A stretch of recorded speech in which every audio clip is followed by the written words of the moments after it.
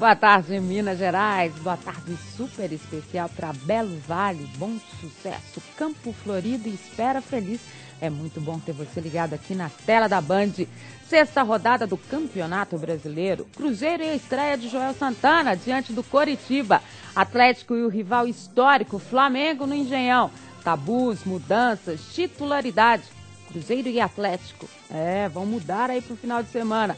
Roberto Carlos, mais uma vez, sofre insultos racistas na Rússia. E vamos receber os nossos comentaristas de hoje. Boa tarde, Guto Rabelo. Boa tarde, Mara. Romero Carvalho. Boa tarde. Frederico Jota. Boa tarde. Todo mundo aqui, depois do feriadão, tá todo mundo aqui super ao vivo para você. Começamos o Minas Esporte com a semana de Atlético e Cruzeiro. O Galo na pressão pela vitória. A equipe da Toca, de técnico novo. A semana do Cruzeiro começou movimentada, a saída do técnico Cuca. Foi ganho um tempo para que dê uma mexida naquela situação e que dê um ânimo novo. A chegada de Joel Santana, um perfil bem diferente dos técnicos que já passaram por aqui. Papai Joel gostou, às vezes Papai Joel não gostou. Em campo, a semana seguiu com muitos coletivos, treinamentos táticos. Montijo chegou a confessar que não estava entendendo muito o que o treinador pedia. Não é isso? Algumas coisas eu ainda não sei o que está falando, mas dá para compreender.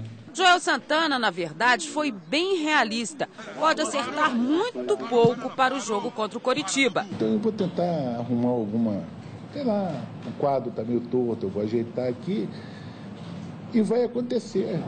Já no Atlético, Dorival Júnior mudou mesmo o time. Mais uma formação diferente. Tem Guilherme voltando à condição de titular e pensando em outro atacante, o do rival histórico, o Flamengo, adversário do sábado. Ter o Ronaldinho como adversário eu acho que não é bom em qualquer circunstância, né? Que é um jogador decisivo, que pode a qualquer momento, em uma jogada individual, complicar. O Galo, depois de um bom começo de Brasileirão, já não vence há 3 partidas. E ninguém está livre de cobranças. As cobranças vão continuar sim, mas eu acho que a equipe do Atlético está procurando jogar, procurando criar, tentando encontrar um caminho, e a tendência é que as coisas melhorem se mantiver a postura que vem tendo até esse momento. Resultados todos nós queríamos, mas infelizmente não é sempre que você consegue alcançar. Comigo Guto Rabelo, mas vão ter que vir, né? É um Atlético pressionado, já vem aí de 3 jogos sem vitória, né? Teve um começo de campeonato interessante, chamou atenção, mas tem que buscar essa vitória no Engenhão. Tem que buscar, né? E curioso, já são 4 semanas sem vitórias mineiras no Brasileirão. O último resultado positivo de um time do estado foi aquela vitória do Galo contra o Avaí lá em Florianópolis. Então tá na hora do resultado vir. Realmente foi uma semana de cobranças para os 2 times. O Cruzeiro com um novo cenário, com a chegada do Joel Santana. O próprio Joel disse que não dá para mudar-se muita coisa para um primeiro jogo, mas a gente espera que pelo menos a motivação do time seja um pouco diferente.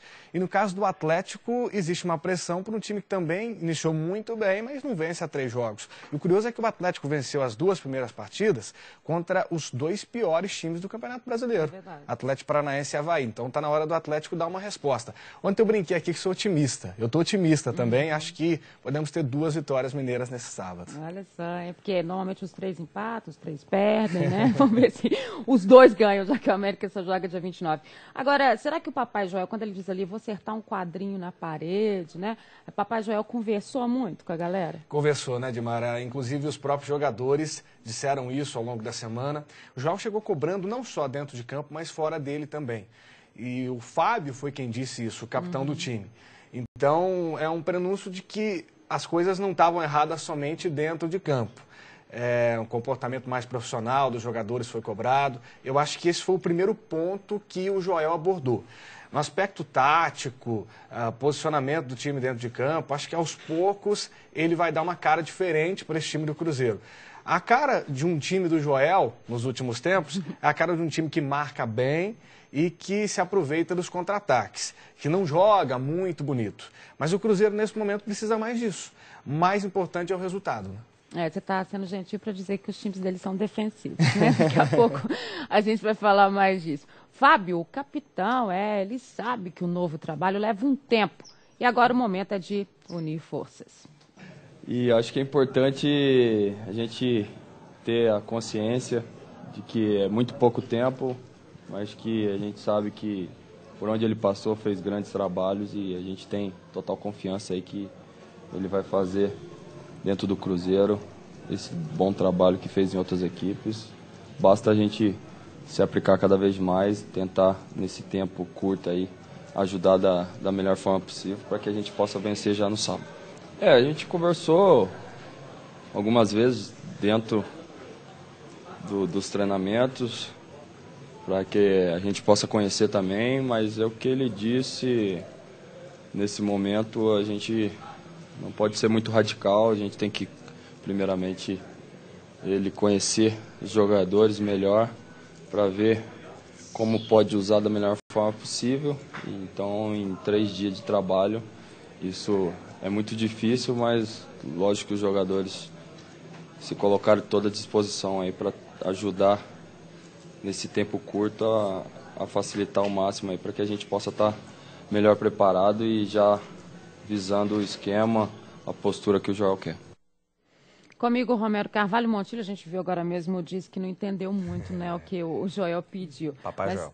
Mas quem parece ter entendido bem foi o Everton, que virou titular nessa equipe, que me parece ser meio o homem de confiança do Joel por aí. Até pela entrevista dele, o que ele pediu que ele fizesse pela função, parece ser o jogador que ele mais conversou nesse sentido. Já dá para ter um homem de confiança assim? Complicado, mas o Joel, ele se aproxima bem dos jogadores, ele tem esse papo muito carismático, né? Ele tem esse carisma natural mesmo, que funciona muito bem, pelo menos no início. Eu não sei, nunca vi, não me lembro de um trabalho a longo prazo do Joel Santana. Ele como apagador de incêndio para chegar, mudar uma história, até que o Joel faz muito bem a sua função. Se ele conquistar, sobretudo o Fábio, que é o líder dessa equipe, ele já tem ali um diálogo bem mais facilitado com os jogadores do Cruzeiro. E nesse meio campo a gente vê que o Joel está buscando esses jogadores polivalentes. O Marquinhos Paraná, deslocando o Marquinhos Paraná para a lateral, vendo o que ele vai falar, mas já falando com ele, olha, é pelo menos nesse início, depois a gente vai ter a volta aí dos laterais mesmo, de repente você volta para o meio, colocando ali essa polivalência para serviço do time. O Everton, Marquinhos Paraná, jogadores que podem fazer funções diferentes, começam a ganhar espaço com o Papai Joel. Eu vou te dizer que eu fico meia receosa com os jogadores polivalentes. Pelo menos nesse início de temporada eles não deram muito certo. Muitas vezes são aqueles jogadores que jogam em todas as funções, mas bem mesmo em nenhuma. Né? Quebram galho em várias, mas desempenhar mesmo o seu papel, eles não fazem bem em nenhuma função. O Marquinhos Paraná até é, lógico, um bom volante, que não vem numa boa fase, mas tem jogado, inclusive, pior na lateral direita. Quando tem desempenhado a lateral, tem feito pior o seu papel do que no meio-campo. Calma, tá torcida, não vai ter jeito. Agora, o que o Joel tem que acertar mesmo, me parece mesmo, quando o Guto disse de uma forma muito tranquila, né, que o time dele tem uma marcação muito forte, que é mais defensivo, é o ataque, né? Será que deu para mexer aí com os brios da galera ali da frente? O Montilho não entendeu nada. O Montilho vai ter uma dificuldade de entender o carioquês do Papai Joel, né, esse papo paternalista dele, mas que funciona com alguns jogadores. O Montilho não sei como é que vai funcionar, não. O problema do Cruzeiro não era a defesa. O Cruzeiro vinha se portando bem nesse setor, perdendo muitas chances na frente. Que foi a marca do time naquela primeira arrancada no semestre.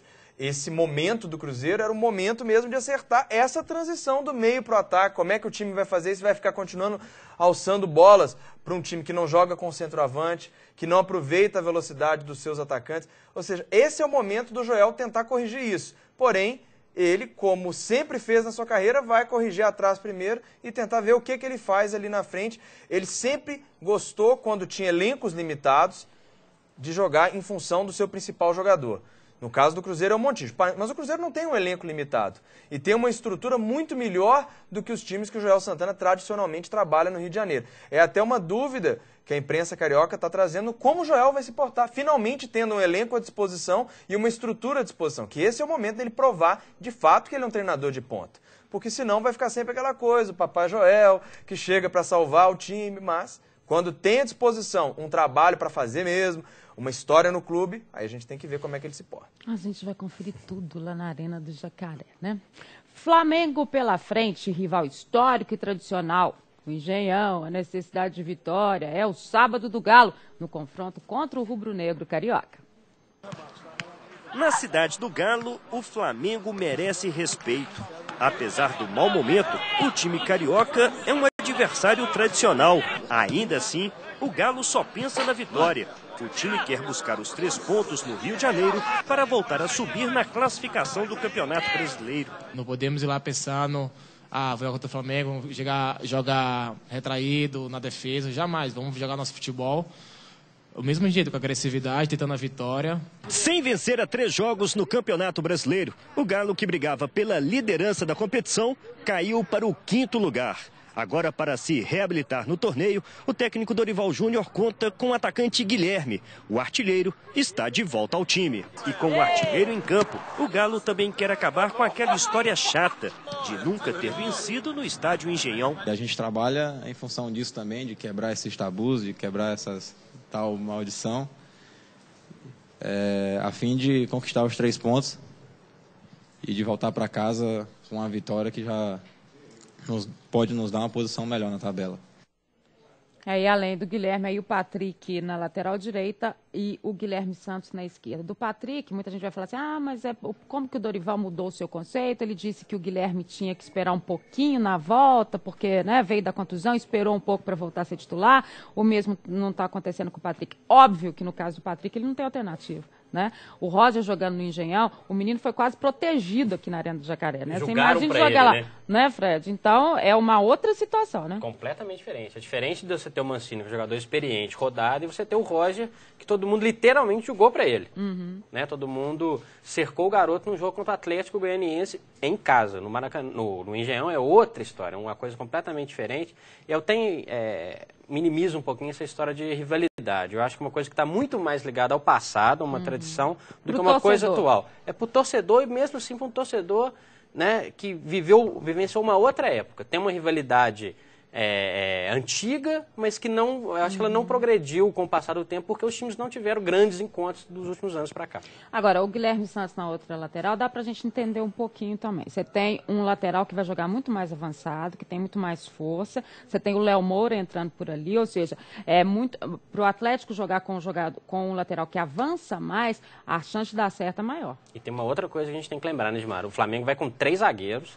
Eu nunca vi um time do Luxemburgo jogar bem com 3 zagueiros. Eu também não. Então, pode ser até uma brecha para ele cobrir o... A não ser em 2013, que tudo dava certo. Não, se ele colocasse 11 goleiros, ele ia dar certo. O Léo vai subir demais e vai ter vão ter jogadores numa formação diferente, e o Williams não joga, que é um jogador que morde o tempo inteiro. Vai ser o garoto lá, o Luiz Antônio, que vai jogar. 20 anos, a entrevista dele foi super nervosa, ele não sabia se era pior falar com a imprensa. Ele tremeu na entrevista, né? Ou ser o titular da equipe do Flamengo, e eu entendo perfeitamente o que deve ser isso. E tem uma outra coisa que a gente tem que lembrar, o Guilherme também, na minha opinião, é um melhor marcador do que o Leandro. Mesmo ele tendo uma característica de ser um jogador mais ofensivo, ele é um jogador que recompõe muito mais rápido que o Leandro. O Atlético tomou muitos gols nas costas do Leandro. Contra o Atlético Goiás, o primeiro foi assim. Contra o São Paulo, a jogada começou perto do Leandro. Eu acho que o Atlético vai ganhar nas 2 posições, tanto defensivamente quanto ofensivamente com o Guilherme. Então agora é para torcer certo. Tem uma dúvida no meio, a gente vai falar disso já já. E no próximo bloco, claro, bate-papo com os nossos comentaristas sobre os times mineiros, o futebol nacional. Não sai daí, olho no Minas Esporte. Olho na Band.